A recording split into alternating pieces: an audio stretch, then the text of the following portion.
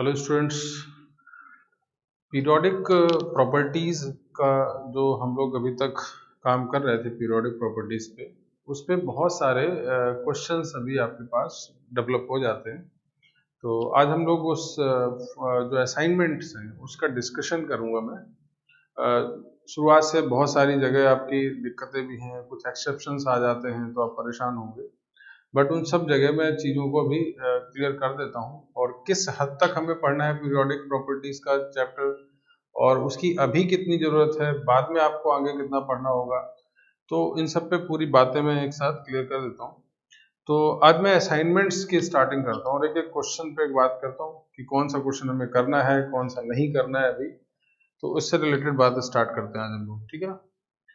तो आप सबके पास मटेरियल होगा और इस पे आपने किए भी हैं क्वेश्चन। तो मैं क्वेश्चन नंबर 1 से स्टार्ट कर रहा हूँ। तो पहली चीज तो एक मोजले का लॉ होता है। मोजले दरअसल ये लॉ एटॉमिक स्ट्रक्चर में पहले पढ़ाया जाता था, बट उस सिलेबस में बाहर है अभी। फिजिक्स में शायद आपको पढ़ाया जाए। तो मोजलेज लॉ पे फ्रीक्वेंसी और जेड एटॉमिक नंबर पे ग्राफ बनता है, एक इक्वेशन होता है। तो उस पे एक ग्राफ का पहला क्वेश्चन आ गया है यहाँ पे, जिसको आपको कतई नहीं करना, ठीक है। तो ये क्लियर कर दूं मैं, इसको अभी हम छोड़ के चलेंगे। आंसर के तलाश मत करिएगा, टॉपिक पहले पढ़ना इंपॉर्टेंट होता है, तब आप आंसर करेंगे ना। तो इसको भी हम लोगों को नहीं पढ़ना है, ठीक है। तो वो क्वेश्चन हटा देते हैं आप। इसके बाद क्वेश्चन नंबर 2 पे आते हैं। जैसे कि शुरुआत में बेसिक्स हैं, बहुत सारे पीरियोडिक टेबल में आपने पढ़े थे। जैसे लिखा है incorrect about element of atomic number 59, यानी अगर एटॉमिक नंबर 59 है when placed in modern periodic table is. तो मॉडर्न पीरियोडिक टेबल में 59 को आप किस पीरियड में या किस ग्रुप में कहाँ पे रखेंगे, ये चीज पूछी जा रही है। तो आपको मैंने पीरियोडिक टेबल बताया है बहुत डिटेल में। तो जब पीरियोडिक टेबल आपने पढ़ा है तो मेरे ख्याल से इस पर 59 में किसी भी एलिमेंट्स में अगर आपको उसका पीरियड या ग्रुप नंबर डिफाइन करना, ये सब आपको पहले पता है, बट मैं एक बार आज समझा देता हूँ सबको। कुछ लोगों को, कुछ स्टूडेंट्स को हो सकता है ना भी पता है। तो इसमें आपको इसका इलेक्ट्रॉनिक कॉन्फ़िगरेशन करना होगा, ठीक है।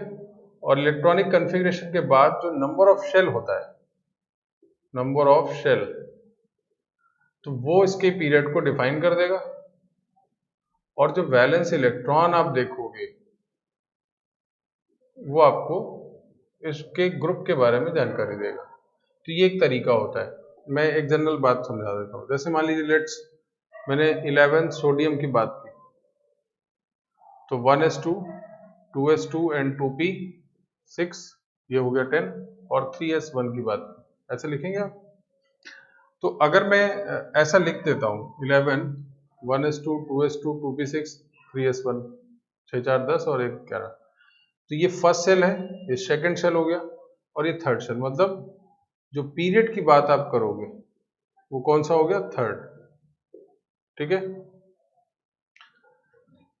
तो इस केस में हम लोग यहाँ पे बात कर रहे हैं। और अगर हम ग्रुप की बात कर रहे हैं तो इसके वैलेंस में एक ही इलेक्ट्रॉन है थर्ड सेल में, ये 1। तो इस तरह से आप पीरियड और ग्रुप को समझ जाएंगे। इसी तरह से जरा मैं Mg की बात कर रहा हूँ, Mg में 12 होता है, तो 1s2, 2s2, 2p6 और फिर 3s2। तो ये first shell, second shell, third shell पे आ गए। तो पीरियड की अगर हम बात करें तो थर्ड पीरियड की बात कर रहे हैं, और ग्रुप में कहाँ पे आ गए हम लोग, सेकंड में आ गए, ठीक। तो ऐसे आप डिफाइन कर सकते हैं। एल्युमिनियम की बात कर रहा हूँ मैं, 13, 1s2, 2s2, 2p6 और 3s2 एंड 3p1। तो first shell, second shell, third shell, तो आपके पास जो पीरियड है वो थर्ड होगा। और अगर मैं बात करूं कि कौन सा ग्रुप है, तो ग्रुप आपको पता है, ये लास्ट में वैलेंस इलेक्ट्रॉन कितने हैं, 3। इस पे मत देखिएगा, पूरा शेल में है ना, तो थर्ड आप दिखा सकते हैं। और ये चूंकि 10 पहले से, तो 13 ग्रुप आप लिख देते हैं इसी तरह से, ठीक। तो यहाँ भी आप कन्फिग्रेशन करेंगे। तो इस, देखिए क्वेश्चन जब ज्यादा बड़ा एटॉमिक नंबर है तो आपको ज्यादा मेहनत देनी पड़े, पूरा आप वो प्रिंसिपल से आप पूरा रिलेट करेंगे, उसके बाद करेंगे, ठीक है। तो जब आप करेंगे तो यहाँ पे इसको मैं रख दूँ। तो यहाँ पे जब आप कन्फिग्रेशन करें तो आई थिंक 7th पीरियड आ जाएगा, क्योंकि आप कन्फिग्रेशन ऐसे ही करते चले जाएं F तक, तो यहाँ पे आपको वैल्यू मिलेगी। और अगर आप मिस कर जाएं तो आप बहुत जल्दी से 1s 2s 3s 4s ये सब बनाते थे ना, 5s ऐसे, फिर यहाँ पे 1 2p 3p 4p ऐसे यहाँ पे फिर आप 3D और 4D 5D ऐसे याद है, तो इस तरह से आप कर सकते हैं। फिर ऐसे, तो ये सब बहुत जल्दी जल्दी आपको आना चाहिए, है ना। तो जितना फास्ट आप करोगे तो यहाँ से सीधे सीधे ऐसे रिलेट करके आप इसके कन्फ्यूजन को जल्दी से बढ़ा सकते हैं। ठीक, तो आपके पास 1s 2 2s2 2p6 है ना, 1s2 2s2, तो यहाँ पे 2p 3p 4p 5p और यहाँ पे 3d, ठीक है। तो 2p6 3s2 फिर 3p6 4s2 फिर उसके बाद 3d10 उसके बाद 4p6 5s2 और फिर 4d10 देन आप आगे 5p6 इस तरह से बढ़ाते चले जाए, तो आई थिंक इसमें आप आगे तक बढ़ जाएंगे और फिर 59 तक आपको पहुंचना है 5D, ठीक है ना। तो इस तरह से आप बढ़ाते चले जा रहे हैं। तो कन्फिग्रेशन के बाद आपको 7th पीरियड यहाँ पे आपको मिलेगा। तो चलिए फिलहाल इस तरह से आपको ग्रुप के बारे में इंफॉर्मेशन होनी चाहिए। ग्रुप और पीरियड आप कैसे निकालेंगे वो निकाल सकते हैं, ठीक है। चलिए उसके बाद एक क्वेश्चन और आगे बढ़ाते हैं हम लोग। If we assume there are 3 electrons present in each orbital, हाँ ये एक अच्छा हाइपोथेटिकल टाइप क्वेश्चन होते हैं, इसको आपने कर लिया है। और देखिए इन सबसे ज्यादा फायदा, अगर आप पीरियोडिक टेबल में क्यों बोलते हो, आपको याद होगा तो बहुत फायदा क्या है। पीरियोडिक टेबल आप जानते हैं तो आप सीधे कुछ नहीं करना, आपको ऐसे ही देख के पता चल जाएगा। आपको रिलेट तो आपको जानते हैं कहाँ से कहाँ कैसे किया जा सकता है, तो आसान काम होगा।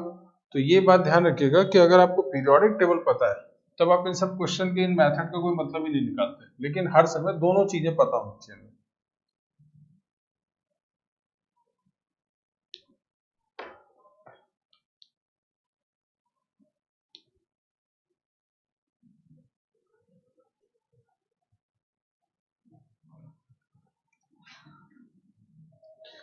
तो अब मैं बात करूं,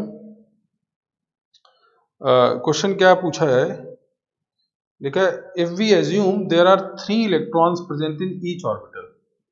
हमें पता है कि 2 इलेक्ट्रॉन होते हैं, बट यहाँ एक नई थ्योरी आ गई, 3 इलेक्ट्रॉन हो जाए, 3 इलेक्ट्रॉन इन ईच ऑर्बिटल, ऐसा गेस कर लिया गया। क्वेश्चन नंबर 3 है ये, हाइपोथेटिकल है भाई। Then sodium will be called as, sodium को आप क्या बताएंगे, मतलब ब्लॉक किस जगह इसकी पोजीशन होगी। अच्छा, तो sp-df ब्लॉक किस बेसिस पे दिखाते हैं, लास्ट का जो वैलेंस सेल होगा, सॉरी जो वैलेंस इलेक्ट्रॉन होगा वो किस सबशेल में होगा, इसी से आपको पता करना होता है। तो एक चीज जरा देखिए, 1s2 2s2 2p6 इस तरह लिखते हैं हम। तो ये 2 तो तब लिखते हैं ना जब हमारे पास पता है कि एक ऑर्बिटल में 2 रहे, लेकिन ऐसे केस में हम क्या लिखेंगे, ये ओरिजिनल बात है। अब हम लिखेंगे 1s3 2s3 एंड 2p9, नहीं लिखना चाहिए भाई, यहाँ 3 ऑर्बिटल हैं, सब में 3 3 9 आ जाएंगे। तो अगर इस तरह से कन्फिग्रेशन चलेगा तो अब आपको 11 इलेक्ट्रॉन डिस्ट्रीब्यूट करने, तो कैसे आएंगे, 1s3 2s3 कितने हो गए, 6 तो यही हो गए, तो 2p 6 के बाद यहाँ 6 अगर आ गए तो बचा कितना 5। तो इस तरह का कन्फिग्रेशन होगा और लास्ट में वैलेंस इलेक्ट्रॉन कहाँ पे, वैलेंस इलेक्ट्रॉन जो है वो p ऑर्बिटल में है। तो आप सिंपली बोलेंगे कि ये p ब्लॉक एलिमेंट होगा, ये सब लेकिन हाइपोथेटिकल बात है, आप रट मत लीजिएगा p ब्लॉक में, ठीक है। तो ऐसे बहुत सारे, अब आप भी अपने से क्वेश्चन बना सकते हैं, एक बन गया है तो आप भी फ्रेम कर सकते हैं अपना अपना क्वेश्चन। चलिए इसके अलावा अगला एक क्वेश्चन है, which group has all metal, group 3rd A लिखा है, 4th A लिखा है, सेकंड है, फिफ्थ है। तो सेकंड है, एल्कलीन अर्थ मेटल है, सभी मेटल्स होंगे इसमें। इसके अलावा लिखा है द एलिमेंट ऑफ ग्रुप। हाँ, ये एक खास बात है, ये मैं बताना भी वाला था। क्वेश्चन नंबर 5, ये मेरे ख्याल से ज्यादातर लोगों को पता रहता है, बट फिर भी मैं इसको समझा दूं। ग्रुप 1, 2, 13, 14, 15, 16 एंड 17 ये ग्रुप है। तो आपसे बोला जाता है element of group these are known as. तो ये क्या है, पूरा एस ब्लॉक और यहां से यहां हुआ boron family to halogen family. तो इसके एलिमेंट्स जो होते हैं इनको दरअसल रिप्रेजेंटेटिव एलिमेंट बोला जाता है।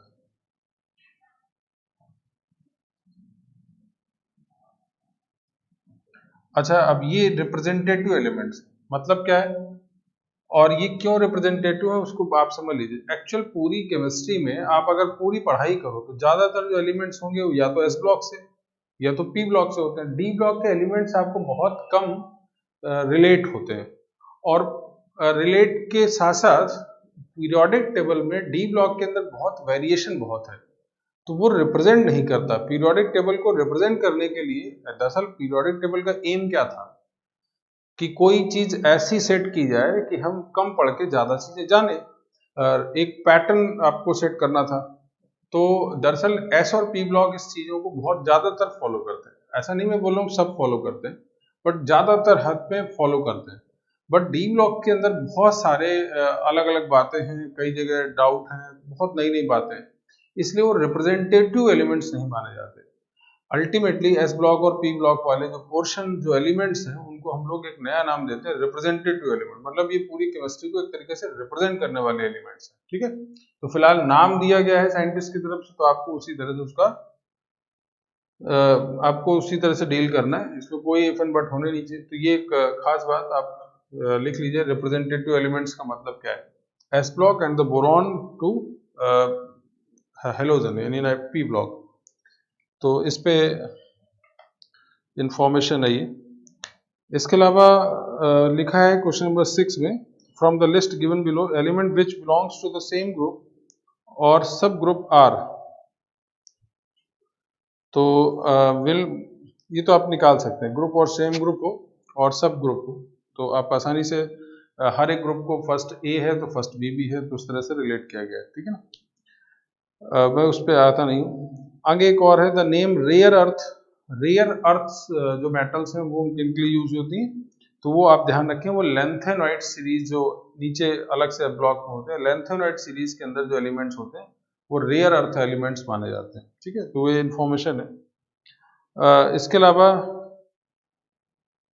एक और अच्छा question, there are 10 neutron in the nucleus of the element M19, it belongs to.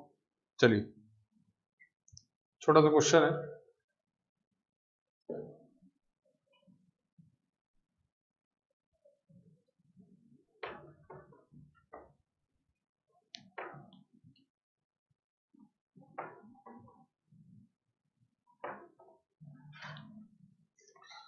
Question ये है, क्वेश्चन नंबर 8 की बात कर रहा हूं मैं।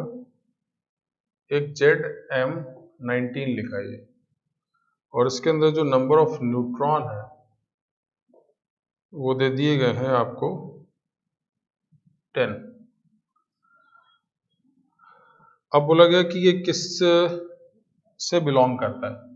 मेरे ख्याल से आसान बात है, इसमें जेड देखो गायब कर, एलिमेंट भी वो नहीं, तो अगर जेड और ये 19 दे रखा है तो न्यूट्रॉन 10 है, तो आपको पता है कि 19 से अगर आप 10 हटा देंगे तो 9 जो होगा वो क्या आएगा, एटॉमिक नंबर, है ना। तो ऐसे ही तो करेंगे आप, तो 9 आपके पास एटॉमिक नंबर आ गया। तो आप इसका कन्फिगरेशन कर लीजिए, 1s2 2s2 2p5, है ना। तो ये क्या है, फ्लोरीन के बारे में बात की जा रही है। अब आप सभी जान गए, बट हमें फ्लोरीन से मतलब है नहीं। 2p5 है और इसको क्या पूछा जा रहा है,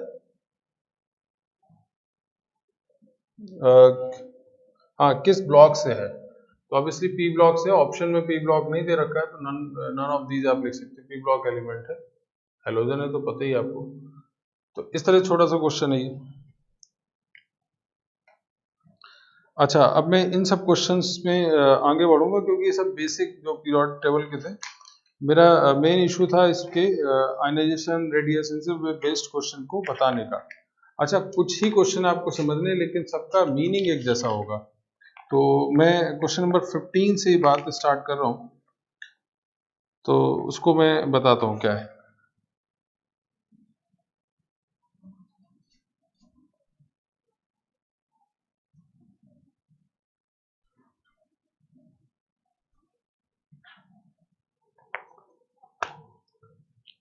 अगर मैं क्वेश्चन नंबर 15 जो कि एटॉमिक रेडियस पे बेस्ड है, तो उससे क्वेश्चन ले रहा हूँ, और क्वेश्चन ये है Mg+2 Na plus and F minus, और आपको इंक्रीजिंग ऑर्डर लिखना है रेडियस का। तो मैं आपको पहले भी ये बात समझा चुका था कि किसी आइसो इलेक्ट्रॉनिक स्पीसीज के लिए, आइसो इलेक्ट्रॉनिक स्पीसीज में हम लोग कैसे इसको रिलेट करते हैं। मैंने बताया था Z/E रेशियो निकालना होता है। तो Z/E रेशियो जितना ज्यादा होगा, रेडियस के इनवर्सली प्रोपोर्शन होगा, मतलब जितना कम होगा ये वैल्यू, उतना रेडियस बड़ा होगा। तो Mg+2 की अगर हम बात करें, Na प्लस की बात करें, F माइनस की बात करें, तो यहाँ Z/E रेशियो निकाल लेते हैं हम लोग। Z क्या है? Z तो आपके पास 12/10, यहाँ पे 11/10, यहाँ पे 9/10। तो दिस इज 1.2, 1.1 एंड 0.9। तो ऑब्वियसली ये सबसे कम वैल्यू, तो रेडियस का ऑर्डर F माइनस सबसे बड़ा, उसके बाद Na plus and then Mg+2। तो ये सिंपल सा रेडियस को निकालने का तरीका है। आपको आंसर पे ध्यान नहीं देना, मैं फिर रिपीट कर दूं। आइसो इलेक्ट्रॉनिक स्पीसीज के लिए हम लोग सिंपली Z/E रेशियो निकालेंगे। Z मतलब एटॉमिक नंबर, और E का मतलब जो उस आयन के अंदर प्रेजेंट इलेक्ट्रॉन होंगे। तो आप उस रेशियो को जितना कम पाएंगे, रेडियस उतना बड़ा होगा। तो आप इसको कंपेयर कर सकते हैं। तो फर्स्ट क्वेश्चन इस तरह का है। इसके अलावा क्वेश्चन नंबर 16 भी इसी तरह से है, कुछ भी नया नहीं है, इसी में जोड़ दिया गया बस। उसमें क्या है, O minus, F minus, Mg+2 और सोडियम, मतलब एक और बढ़ा दिया गया, फिर आप कर दीजिए।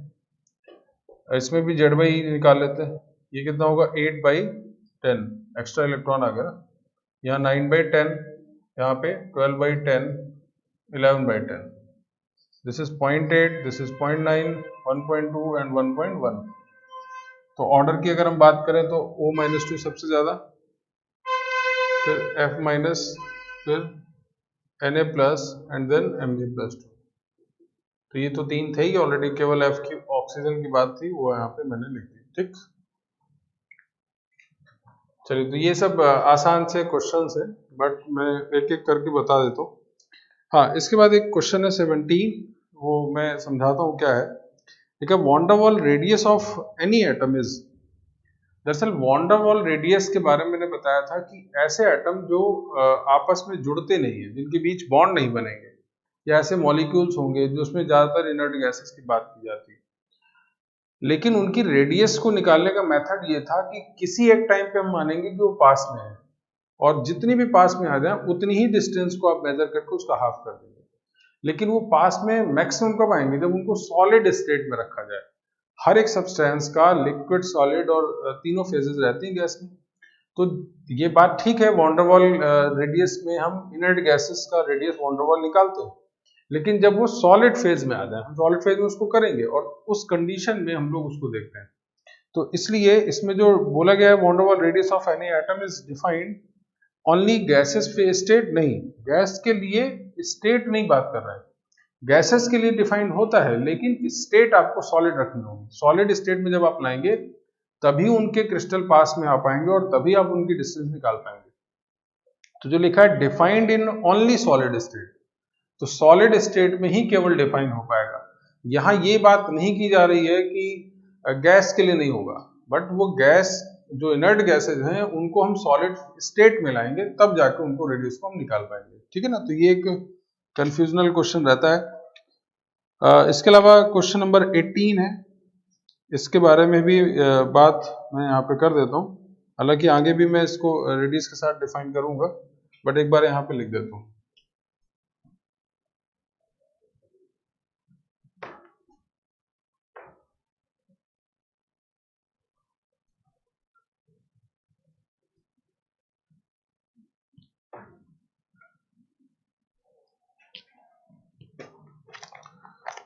जैसा कि इसमें क्वेश्चन नंबर 18 में लिखा है, वो क्या है, लिखा है बॉन्ड डिस्टेंस CF4 के अंदर bond distance between carbon and fluorine, carbon और फ्लोरीन के बीच जो D है वो है 1.33 एंगस्ट्रॉम में, आप लिख दीजिए यूनिट है।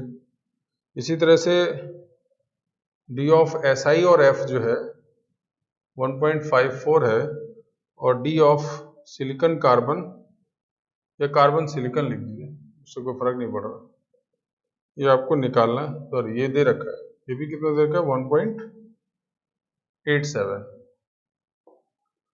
और आपसे पूछा जा रहा है calculate the covalent radius of F।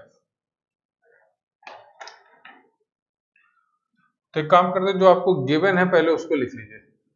तो अगर हम R of carbon plus R of F लिखें तो वो 1.33 होगा, यही मतलब हुआ इसका। अच्छा, एक बात मैं क्लियर कर दूं, यहाँ पहले से ये बोला गया कि कार्बन और फ्लोरीन का जो इलेक्ट्रोनेगेटिव डिफरेंस है वो 0 माना है, वो मान लिया गया है शुरुआत में कि कोई रिपल्शन नहीं हो रहा है। नहीं तो एक्चुअल क्या लिखना चाहिए था, R of carbon plus R of fluorine minus 0.09 difference of electronegativity of carbon and fluorine, but ऐसा नहीं किया गया। तो सिंपली आप ऐसे लिख दो। फिर इसी तरह से R of SI plus R of F is equal to 1.4454, दूसरा इक्वेशन। और तीसरा जो R of carbon plus R of silicon है, इसको भी हम लोगों ने 1.87 लिख दिया। ये तीन इक्वेशन। एक काम करते हैं, इन तीनों को ऐड कर देते हैं, सब एक साथ ऐड कर दो। तो ऐड करने पे क्या हो जाएगा,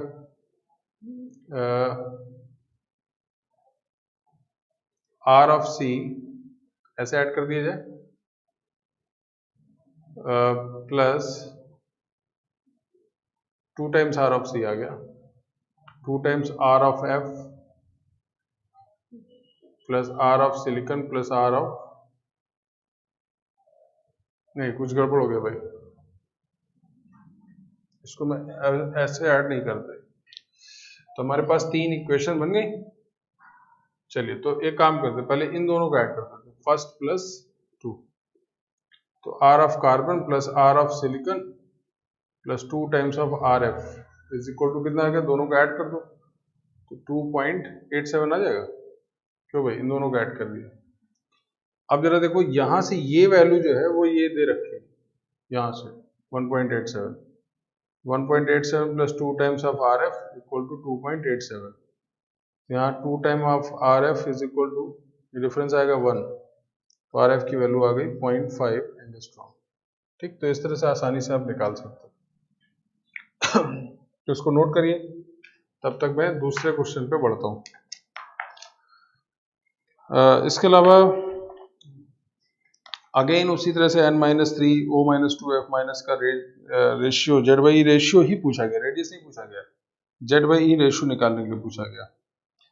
उसके बाद रेडियस डिफाइन किया गया है, सिमिलर क्वेश्चन है, कोई खास बात नहीं। मैं 21 पे आता हूँ, ये एक इंफॉर्मेशन आपके लिए इंपॉर्टेंट है।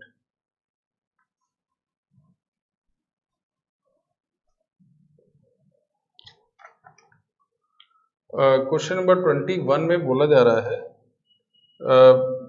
which group of atom have nearly same atomic radius, same nearly atomic radius। तो ये बात जरा यहाँ पे समझिएगा, मैं इसको समझा दूं। दरअसल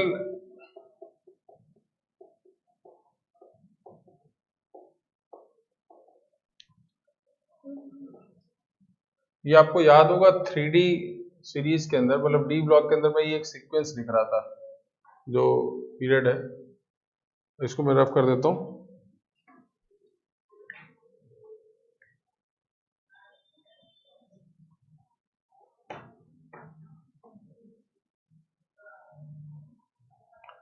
तो ये डी ब्लॉक में जब आप इस सीरीज में आते हो तो ये ऐसे रहता है,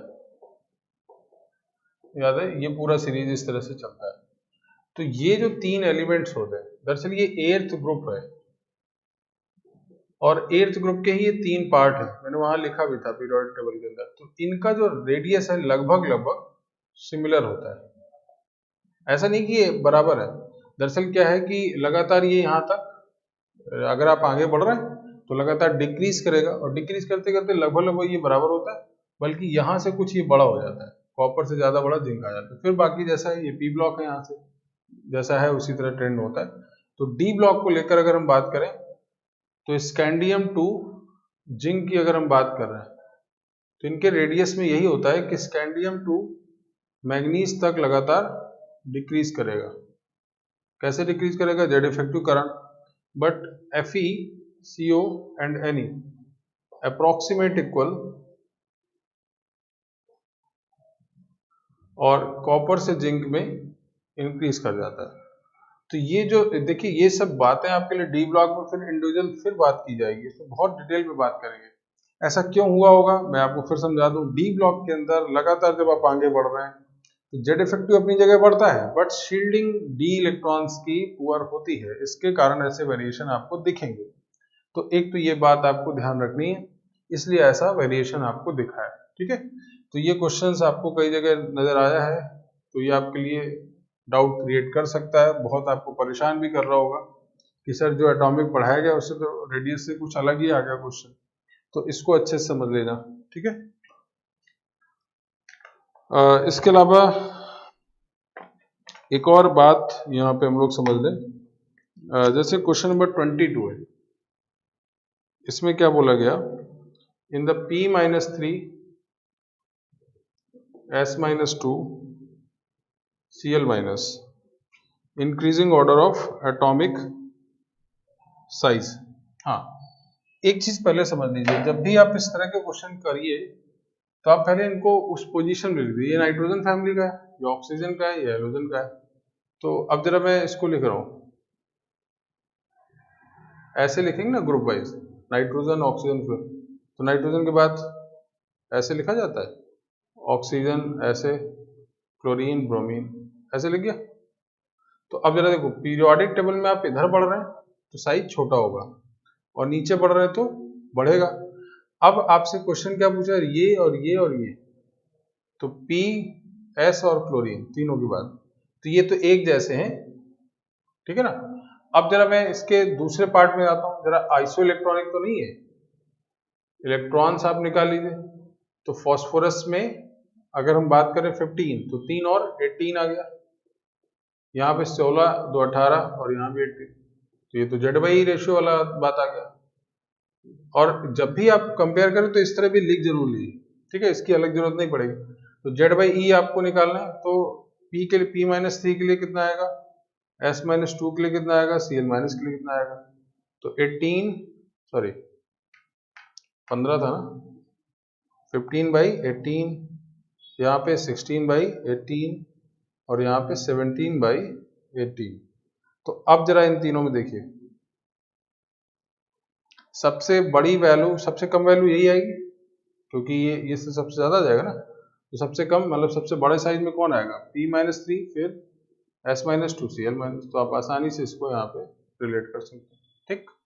तो यहाँ भी जेड बाई रेशियो पे बेस्ड एक एटॉमिक रेडियस का क्वेश्चन था। चलिए मैं इसको रब कर देता हूँ और आगे बढ़ता हूँ।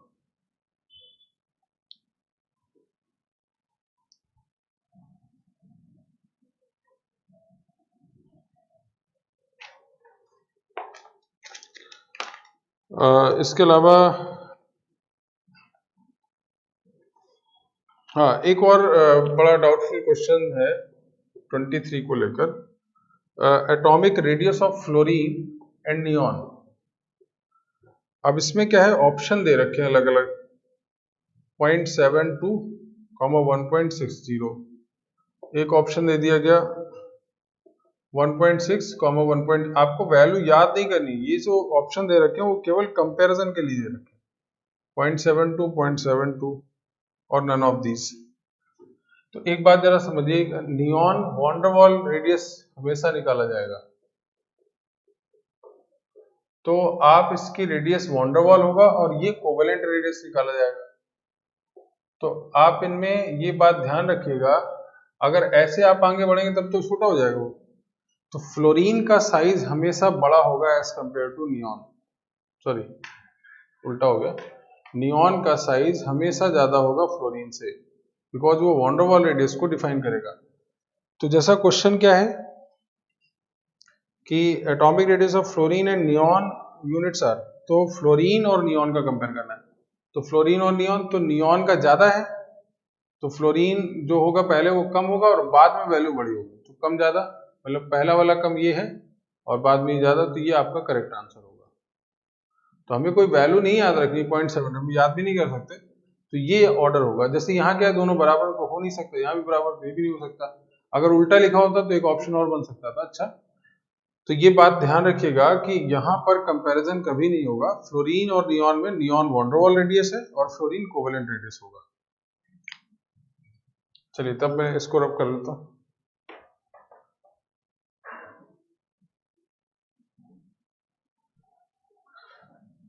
इसके अलावा एक चीज और क्वेश्चन पे हम लोग समझ लें, जैसे क्या है क्वेश्चन नंबर 24 में आपको इलेक्ट्रॉनिक कॉन्फ़िगरेशन दे दिए गए और उससे रेडियस कंपेयर करना है। तो 2 मिनट इस पे भी क्वेश्चन आपके लिए मेरे ख्याल से अच्छा होगा। 2p6 3s2 ये पहला ऑप्शन है। फिर एक दे रखा है 1s2 2s2 2p6 3s2 3p1, फिर एक दे रखा है 1s2 2s2 2p6 3s2 3p3 और एक लास्ट है 1s2 2s2 2p6 3s2 3p5। ये 4 ऑप्शन आपके पास इलेक्ट्रॉनिक कॉन्फ़िगरेशन दे दिए गए हैं और आपसे पूछा गया था लार्जेस्ट रेडियस कौन सा है। ठीक है, चलिए तो सबसे बड़ा रेडियस आप कैसे देखोगे? अच्छा, रेडियस देखते कैसे हम लोग सबसे पहली चीज तो ये देखेंगे कि शेल कौन सा ज्यादा है। नंबर ऑफ शेल अगर किसी का ज्यादा है तो वैसे रेडियस ज्यादा होगा, तो नंबर ऑफ शेल चेक करते हैं।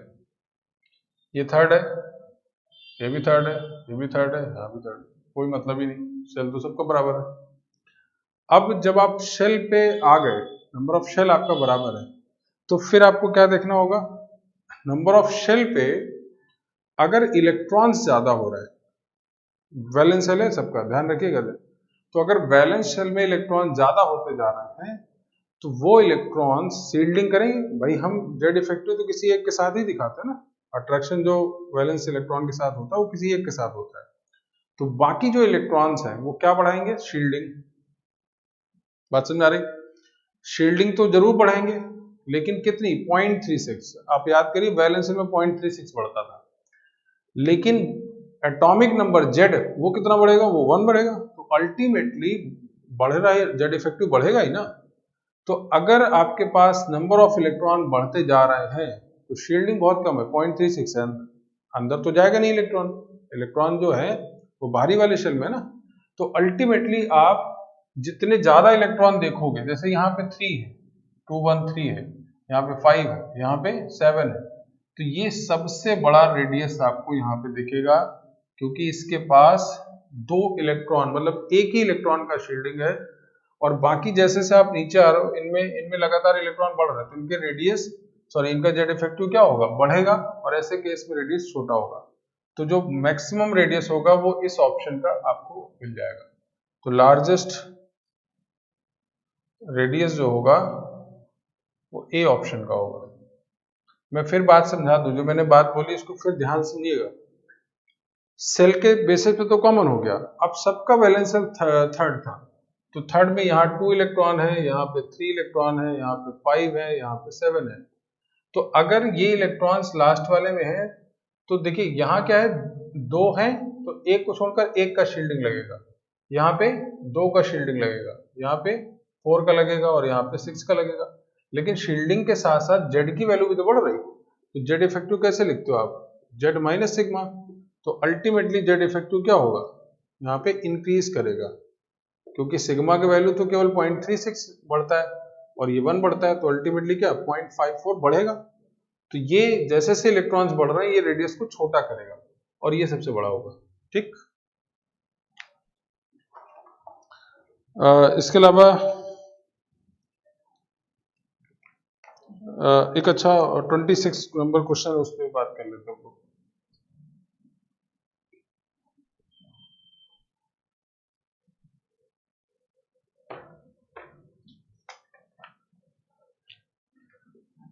इस पे भी बहुत सारा डाउट रहता है। इसमें क्वेश्चन है I minus Br minus Se2 minus O minus 2 and F minus, इन सबका एटॉमिक रेडियस सीक्वेंस बताना है। तो एक काम किया जाए, पहले तो जो मैंने अभी बात बोली थी कि सीक्वेंस लिखना आपको आना चाहिए। तो ऑक्सीजन ऐसे मैंने लिखा, और फिर फ्लोरीन, क्लोरीन, ब्रोमीन, आयोडीन, ऐसे, यही तो मेरे ख्याल से होगा। कौन कौन सा एटम है जरा ढूंढ लीजिए। ये ब्रोमीन है, सिलेनियम है, ऑक्साइड है, और फ्लोराइड है, और आयोडाइड है। ये 5 है। अब जरा देखिए, ये पांचों को कंपेयर करना है, सब पे माइनस चार्ज का पता ही है आपको। तो एक चीज और क्लियर है, नीचे आने पे साइज इंक्रीज करता है और इधर आने पे डिक्रीज करेगा, इतना जनरल बात पता है। तो I माइनस तो सबसे बड़ा होगा, ये तो इसमें तो कोई डाउट नहीं आ रहा। ठीक, तो I रेडियस का ही ऑर्डर पूछा गया। चलिए, इसके बाद हम लोगों के पास एक चीज जरा समझिएगा। अब I माइनस से ऊपर हम आते हैं इस पूरे पार्ट में, तो ब्रोमीन और सिलेनियम में कौन बड़ा होगा? सिलेनियम। क्यों? इन दोनों में पहले इधर जितना इधर आओगे आप, रेडियस डिक्रीज करेगा, बड़ा होगा।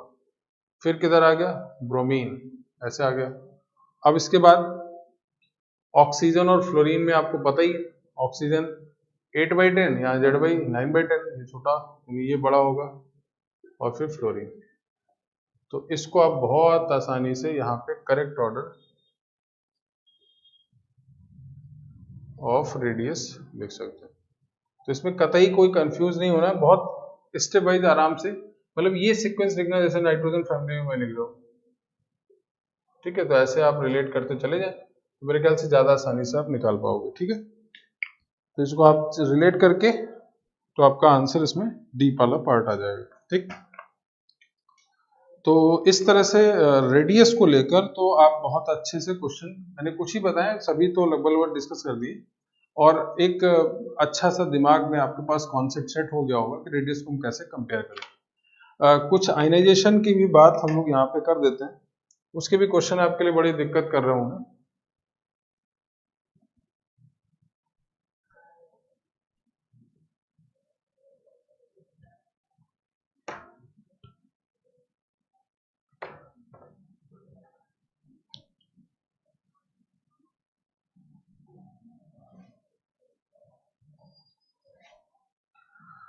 तो अब मैं आयनाइजेशन के क्वेश्चन को बताने से पहले एक जनरल बात जो थ्योरी पे थी वो आपको सबको पता है कि आई फर्स्ट, आयनाइजेशन एनर्जी फर्स्ट से ज्यादा आई सेकंड, ये सब इन जनरल बातें हैं, और आई थर्ड होता है। साथ साथ एक तो ये कॉन्सेप्ट, साथ साथ हाफ फील्ड से ज्यादा फुल फील्ड तो सबसे ज्यादा स्टेबल है, फिर हाफ फील्ड और इनकम्प्लीट फील्ड होगा। ठीक है, ये स्टेबिलिटी ऑर्डर आपको याद रखना है।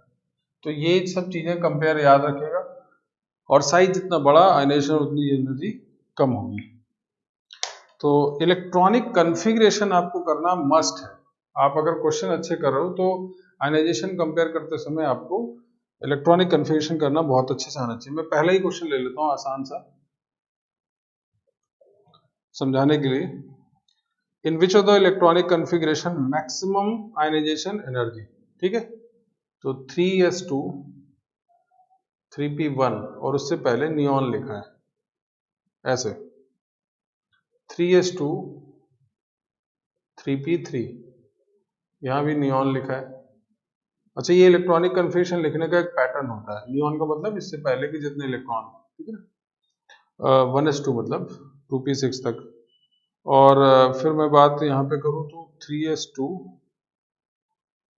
3p2 भी लिखा है, और एक जगह लिखा है आर्गन और 3d10 4s2 4p3। चलिए, तो हमें मैक्सिमम आयनाइजेशन निकालना है भाई, है ना। अब एक बात जरा समझिएगा, सबसे पहले फर्स्ट ऑफ ऑल हम क्या करेंगे, number of shell, outermost shell, n की वैल्यू देखेंगे। अगर कोई इलेक्ट्रॉन जिसपे n की वैल्यू ज्यादा है, अगर वो बाहर वाले शेल पे है, तो ऑब्वियसली उसका इलेक्ट्रॉन आसानी से निकाला जा सकता है। सबसे पहले तो वही देखना होगा, तो पहले हम लोग वही देख लेते हैं। ये कौन सा इलेक्ट्रॉन है सर, थर्ड शेल पे 3 लिखा है ना, यहाँ भी थर्ड है, यहाँ भी थर्ड है, यहाँ कहाँ आ गया फोर्थ, तो मतलब सबसे लीस्ट तो यही होगा। ये तो आंसर होने जरा सबसे कम वाला आ गया, ठीक। अब जरा मैं इन तीनों पे आ जाता हूँ, इसका तो काम ही हट गया। अब जरा समझ, अब दूसरी चीज क्या देखनी होगी आपको, ये भी ध्यान रखिएगा। अब दूसरा पॉइंट हमें ये देखना है कि हाफ फिल्ड फुलफिल्ड वाली बात, क्योंकि ये बात हम लोगों ने पहले समझी थी। तो अब जरा देखो 3p3 ये क्या है, ऑलरेडी हाफ फिल्ड है, तो मोस्ट स्टेबल फॉर्म है ये। हालांकि कहीं अगर 3p6 होता तो और ज्यादा स्टेबल होता, but among these three this is the most stable form. तो इसमें से आयनाइजेशन सबसे ज्यादा होगा, तो हम ये बोल सकते हैं कि ये मैक्स होगा, इसका आयनाइजेशन एनर्जी मैक्सिमम होगा। अच्छा, अगर मैं सबको कंपेयर करने की बात करता, तो अब अगर मैं इसको और इसको कंपेयर करता तो कैसे देखते आप, इसको जरा समझिएगा।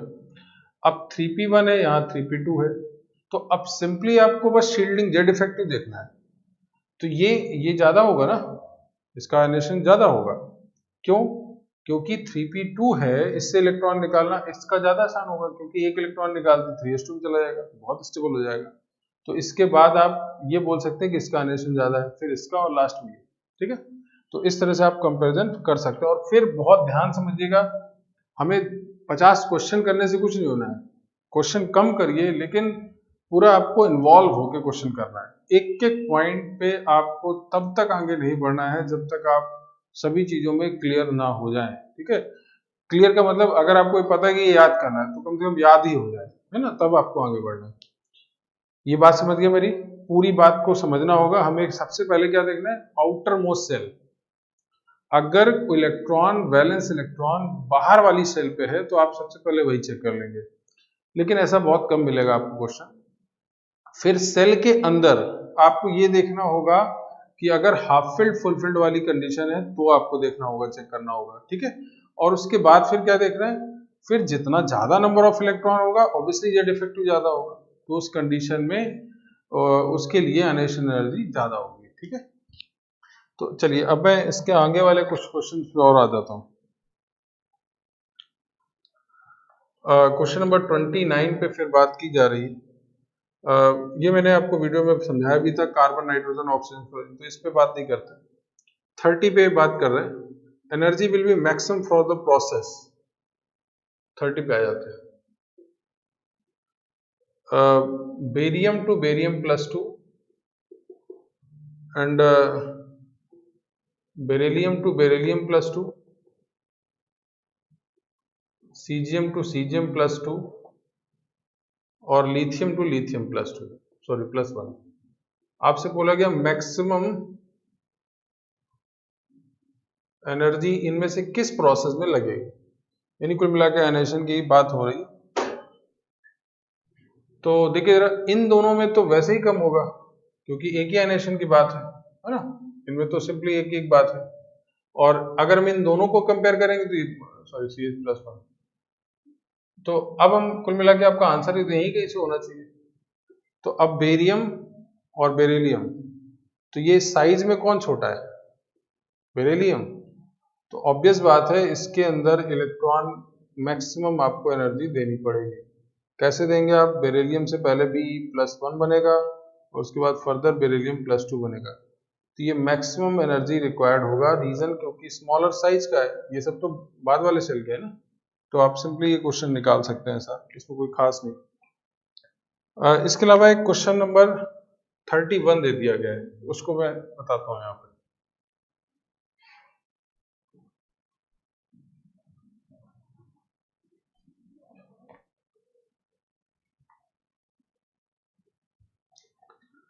लिखा है oscillating ionisation energy is found. तो ऑसिलेटिंग टर्म का मतलब जरा ग्रुप 13 से मैं बात कर लूं पहले। बोरॉन, एल्युमिनियम, गैलियम, इंडियम और थैलियम। रेडियस को लेकर भी बहुत, ऑसिलेटिंग का मतलब होता है ऑसिलेट करना, कभी बढ़ना कभी घटना।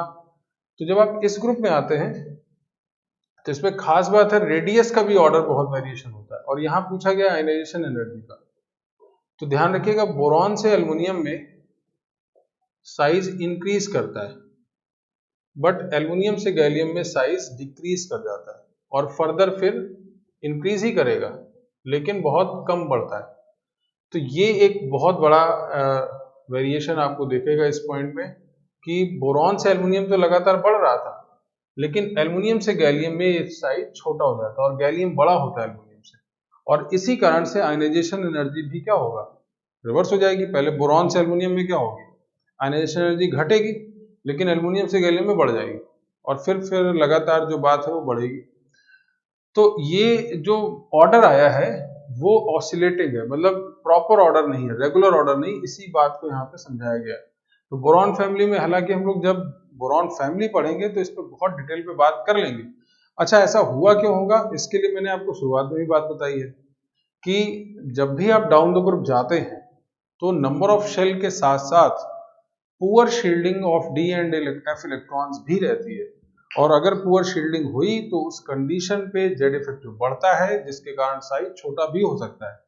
तो ऐसा ही कुछ रहा होगा। हम केमिस्ट्री में खास बात मैंने पहले भी बताई है कि आपको चीजें पता होती हैं, हम एक्सप्लेनेशन केवल देते हैं, हम ये नहीं कि शील्डिंग से एटम बना दें कोई, तो ऐसा मत करिएगा। तो ये एक बात आपको समझनी होगी कि किस तरह से ऑसिलेटिंग नेचर के कारण ऐसा आता है। ठीक है, तो एक तो ये बात जो आप लोगों से बतानी थी मुझे।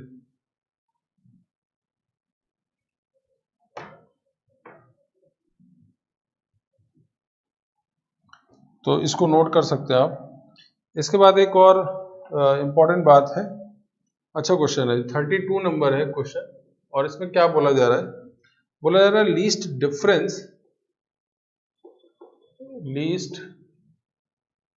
Difference between IE2 and IE first, ionisation first और 2 में लीस्ट डिफरेंस हो। और कौन कौन सा लिखा, lithium, boron, beryllium and carbon. ठीक, तो फिर अगेन कॉन्फ़िगरेशन आपको करना ही होगा, करते हैं जरा। तो 1s2 2s1, 1s2 2s2 2p1, 1s2 2s2 और 1s2 2s2 2p2। अब जरा मैं फर्स्ट और सेकंड की बात करूं, यहां फर्स्ट से इलेक्ट्रॉन निकला तो बहुत स्टेबल हो गया, बात समझ आ रही, और सेकंड से निकाला तो बहुत स्टेबल था, तो उसके लिए भी एनर्जी बहुत ज्यादा देनी पड़ी। तो पहला वाला है बहुत कम और दूसरा वाला है बहुत ज्यादा, तो डिफरेंस बहुत ज्यादा नहीं बढ़ गया। बात मेरी फिर समझिएगा, जो पहला आयनेशन था वो बहुत कम था और दूसरा वाला बहुत ज्यादा हुआ, तो डिफरेंस तो बढ़ गया ना। तो ये एक तो इस पे काम हम अभी फिलहाल नहीं कर सकते, इस पे बात कर लेते हैं। इसमें पहला वाला बहुत कम होगा बिकॉज स्टेबल हो जाएगा, और दूसरा वाला फिर वही बहुत ज्यादा होगा। ठीक, तो यहां भी काफी मैक्सिमम है। अब मैं जरा इसकी बात करता हूं, 2s2 से निकालना इलेक्ट्रॉन आसान नहीं है, इसमें बहुत ज्यादा एनर्जी चाहिए, और 2s1 जब बन जाएगा तो उससे इलेक्ट्रॉन निकालना आसान हो जाएगा। तो एक में ज्यादा बट दूसरे में फिर आसान है, तो यहाँ पे थोड़ा गैप इन सब के कंपेरिजन में कम है। रिपीट कर देता हूं, पहला 2s2 से इलेक्ट्रॉन निकालना तो एनर्जी ज्यादा है ही, और फिर जो सेकंड इलेक्ट्रॉन निकालना है वो आसान, अब आपको एनर्जी कम देनी पड़ रही, तो गैप। जबकि अभी तक क्या था, पहला वाला निकालना आसान है और दूसरा बहुत डिफिकल्ट था, तो गैप ज्यादा बढ़ रहा था। तो यहां पर अभी फिलहाल कम है, और यहां पे बात करते हैं जरा, तो फर्स्ट इलेक्ट्रॉन निकालना आसान है, सेकंड वाला सॉरी फर्स्ट वाला तो फिर भी ज्यादा एनर्जी, सेकंड वाले निकालने में बहुत आसान होगा। तो यहाँ का एनर्जी गैप, और ये चूंकि सेकंड शेल था और ये 2p से निकल रहा है, ये ऐसे निकल रहा है, तो ये लीस्ट डिफरेंस आपको यहाँ पे दिख जाएगा। बात समझ आ रही? तो ये देखिए, सब क्वेश्चन आपको थोड़ा सोचने पड़ेंगे, बहुत जल्दी से कोई फॉर्मूले वाली चीजें नहीं है कि आपने अप्लाई किया और आंसर आया, एक्स की वैल्यू आ गई तो आप खुश हो जाते हैं। ऐसा काम नहीं करना होगा। मैं फिर रिपीट कर दूं, हमें 2s2 से जब इलेक्ट्रॉन निकालना था तो पहला इलेक्ट्रॉन निकालना बहुत डिफिकल्ट है, ठीक है, और दूसरा निकालना आसान था। तो डिफरेंस ऐसा, जबकि इन सब में क्या था, पहला इलेक्ट्रॉन निकालना बहुत आसान है और दूसरा बहुत ज्यादा है, तो गैप बहुत ज्यादा बढ़ जाएगा। तो एक बहुत कम वैल्यू आई, दूसरी बहुत ज्यादा आ गई तो गैप बढ़ेगा, जबकि इसमें ऐसा आपको कम दिख रहा है। ठीक, तो एक तो ये अच्छा क्वेश्चन है जिसपे आप लोगों का डाउट जेन्युइन था।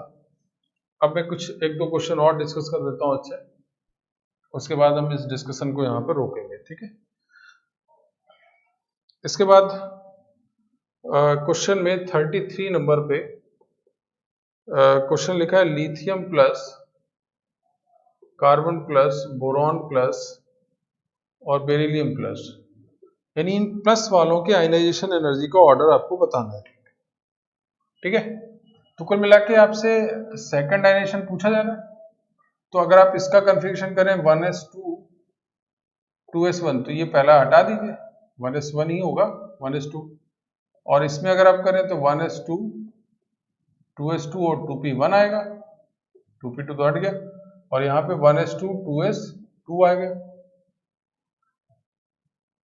बात समझ आ रही? और बेरिलियम में 1s2 2s1 आ गया, ऐसा होगा। ठीक, चारों के मैंने कन्फिग्रेशन कर दी कैटायन के। अब आपको इससे इलेक्ट्रॉन निकालना है। तो अब मैं फिर बोल रहा हूँ, आयनाइजेशन के लिए सबसे पहले क्या चेक करना है, नंबर ऑफ शेल। तो ये फर्स्ट सेल में है, बट बाकी ये सब सेकंड सेल वाले हैं। तो ये तो क्लियर है कि लिथियम प्लस का आयनाइजेशन सबसे ज्यादा हो गया। क्लियर बात? चलिए उसके बाद हम क्या देखते हैं। अब जरा देखो, सेकंड सेल पे 2p से अगर एक इलेक्ट्रॉन निकल जाता है तो ये हाईली स्टेबल हो जाएगा। इससे अगर इलेक्ट्रॉन निकलता है तो ये मोस्ट स्टेबल फॉर्म आएगी। यहां से इलेक्ट्रॉन निकलना बहुत डिफिकल्ट होगा।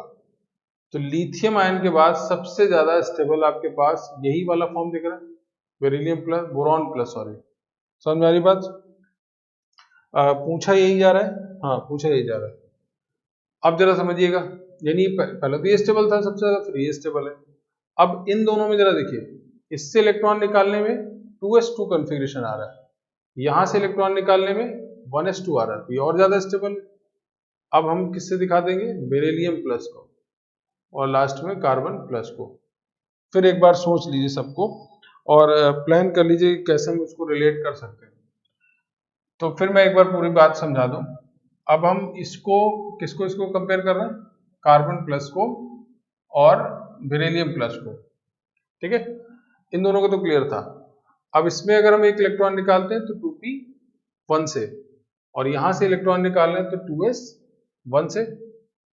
तो इलेक्ट्रॉन निकालना डिफिकल्ट कहां से होगा, ऑब्वियसली इससे ज्यादा होगा, है ना।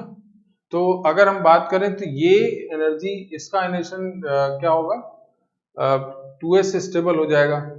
तो और यहाँ पे भी अगर आप इलेक्ट्रॉन निकालते हो तो 1s2 हो जाएगा। तो दोनों में ही ज्यादा स्टेबल फॉर्म आ रहा है। तो ज्यादा स्टेबल, ज्यादा कम आयनाइजेशन एनर्जी किसकी होगी, इसकी, मतलब ये वाला सबसे ज्यादा। तो इसको हम पहले लिखेंगे, C+ पहले आएगा और बाद में बेरिलियम प्लस। ठीक है, तो ये सबसे आसान हो जाएगा क्योंकि 1s2 से स्टेबल हो रहा था ना। तो ये फिलहाल कंडीशन आपको समझ में आनी चाहिए। फिर रिपीट कर दूं पूरी बात। देखिए क्वेश्चन अच्छे हैं, हमें क्या कर, हमने पहले कैटायन के कन्फ्यूजन कर दिए। अब हमें क्या करना था, अब स्टेबल देख लो पहले, ये 1s2 स्टेबल है, ये भी स्टेबल है, ये दोनों तो स्टेबल है।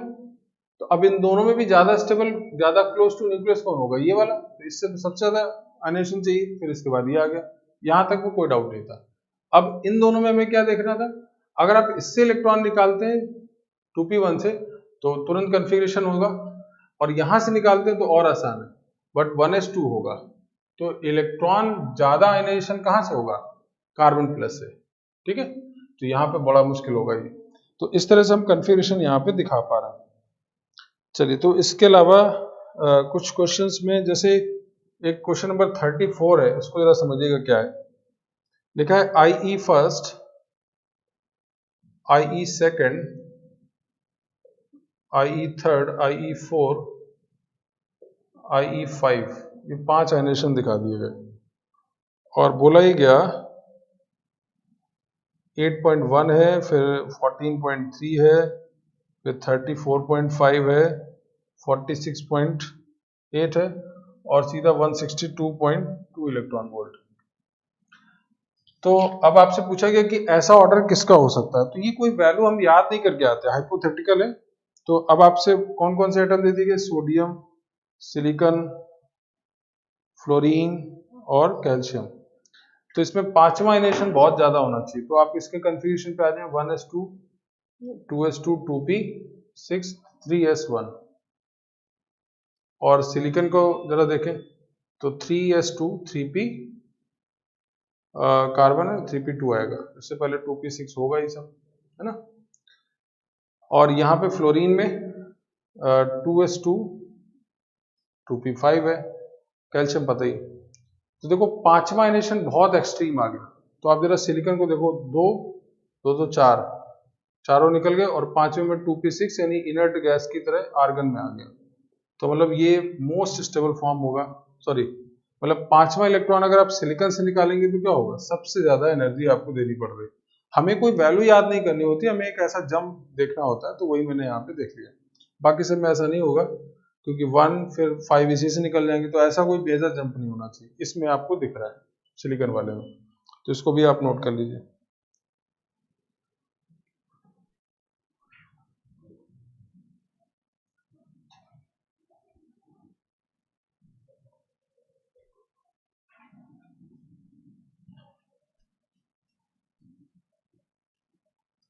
तो मेरे ख्याल से इन सब क्वेश्चन से आपको कुछ कॉन्सेप्ट क्लियर हो रहा है, तो इसको केवल आपको प्रैक्टिस करनी है और कुछ क्वेश्चंस को अच्छे से रिलेट करना है। चलिए मैं एक दो क्वेश्चन और है, जैसे क्वेश्चन नंबर 36 है, इसको मैं बता देता हूं। आपसे बोला गया सेकंड एंड थर्ड आईपी की बात हो रही है, आयनाइजेशन पोटेंशियल की, would be sudden large jump between second and third. Large jump आना चाहिए, मतलब गैप ज्यादा होना चाहिए। तो ऐसे कॉन्फ़िगरेशन लिखे हैं यहाँ पे, 1s2 2s2 2p6 3s1, फिर है 1s2 2s2 2p6 3s2 3p5, लिखा है 1s2 2s2 2p6 3s2 3p2 और फिर है 1s2 2s2 2p6 and 3s2। तो सेकंड और थर्ड का लार्ज जंप दिखाना है, ठीक है। तो फिर वही बात, ये थर्ड शेल, ये भी थर्ड, ये भी थर्ड, सबके थर्ड है। तो सेकंड वाला निकालना है, तो मतलब आपके पास ये इलेक्ट्रॉन गायब हो गया, ठीक है ना। तो सेकंड तो निकाल लिया तो बहुत स्टेबल हो गया, और फिर आप अगर थर्ड निकाल रहे हैं तो 2p6 में बहुत ज्यादा एनर्जी देनी पड़ेगी, तो एक में तो बहुत कम है, दूसरे में बहुत ज्यादा है। तो जंप नहीं है, बहुत ज्यादा हो गया, हाँ जंप है, इसमें पहले दिखा सकते हैं, मतलब अभी फिलहाल ऑप्शन ए की बात हम कर सकते हैं। इसके बाद जरा इस पे आते हैं, इसमें 3p5 से ही सेकंड और थर्ड दोनों निकलेंगे। तो सेकंड जब निकलेगा तो 4 मतलब 3p3 हो जाएगा, तो स्टेबल है। फिर उसके बाद उसे निकालना थोड़ा डिफिकल्ट है। 3p इसमें आ जाते हैं, तो सेकंड वाले में 3p1 है, तो 3p1 हटते ही क्या होगा, ये स्टेबल हो गया। इसमें भी जंप थर्ड से जा रहा है। इस पे आते हैं 3s2, तो सेकंड वाला इलेक्ट्रॉन जब निकलेगा तो ये 3s2 खत्म, और फिर ये पूरा 2p6 इनर्ट गैस वाला, तो ये बहुत स्टेबल होता है। तो ये बाकी सब में क्या हो रहा था, इन्हीं सब से निकल रहा ना। तो एक चीज तो यहाँ पे आप समझ पा रहे हो और एक यहाँ समझ पा रहे हो। तो यहाँ पे क्या होता है, सेकंड आयनेशन यहाँ पे है 2p6 से, और फिर थर्ड वाला भी इसी से निकलेगा, तो गैप बहुत ज्यादा नहीं होगा। जबकि यहाँ पे क्या है, दोनों सेकंड वाला यहाँ से निकला और थर्ड यहाँ से निकलेगा। समझ में आ रही बात? फिर रिपीट कर दूं, इन दोनों में हम क्यों नहीं चेक कर रहे हैं, क्योंकि हमारा जो सेकंड और थर्ड आयनेशन है वो इन्हीं के बीच है, वो यहाँ तक नहीं पहुंचेगा। मतलब पहले अगर सेकंड थर्ड निकलेगा तो इसी से निकलेगा, और यहाँ भी सेकंड थर्ड इन्हीं के बीच निकलेगा। यहाँ पे क्या हो रहा है कि सेकंड वाला जब निकला तो उस कंडीशन में 2p6 आ गया, और थर्ड वाले निकालने में बहुत स्टेबल हो गया। यहाँ पे क्या हुआ, सेकंड में बहुत स्टेबल है, और फिर जो थर्ड आएगा वो बहुत ज्यादा डिफरेंस का नहीं होगा, क्योंकि वो 2p6 से निकल रहा था। हाँ ये बोल सकते हैं कि इसके बाद डिफरेंस इसी में ज्यादा होगा, ठीक। तो ये लार्ज डिफरेंस आपको यहाँ पे दिखेगा। ठीक, तो इस तरह के क्वेश्चन आपको कॉन्फ़िगरेशन पे बहुत रुक के काम करना होगा आपको। इसके अलावा क्वेश्चन नंबर 37 है एक, वो आसान बात है, उसमें सिंपल सा दे रखा है कि IP1 178 दे रखा है और IP2 348 दे रखा है, और पूछा गया था the LP required for the reaction of Mg to Mg + 2 electron. तो मेरे ख्याल से आसान बात है। पहला इसका मतलब क्या होता है, Mg से Mg+1 निकला और 1 इलेक्ट्रॉन, इसके लिए डेल्टा H है 178, और Mg+1 से Mg+2 निकला, उसका डेल्टा H है 348, और यहाँ से आपको डायरेक्ट ही निकालना है। तो अगर मैं ये डायरेक्ट निकालना तो दोनों को ऐड करना, तो कैंसिल हो जाएगा। तो यहाँ से अगर डायरेक्ट स्टेप आपको दिखाना है तो इसके लिए एनर्जी कितनी लगेगी, दोनों को ऐड कर दो। तो 178 348 6 526। ठीक है, तो ये आसान बात है, इसमें कुछ खास नहीं था। इसी तरह से सभी क्वेश्चंस आपके पास आयनेशन के, मेरे ख्याल से कुछ नया क्वेश्चन नहीं है। तो एक काम करते हैं, आज हम लोग डिस्कशन में, मैंने ज़्यादातर क्वेश्चन को कवर करने की कोशिश की है इसमें। तो आप आयनाइजेशन को, एटॉमिक रेडियस के सभी क्वेश्चंस को और कुछ बेसिक्स को आप क्लियर कर चुके होंगे।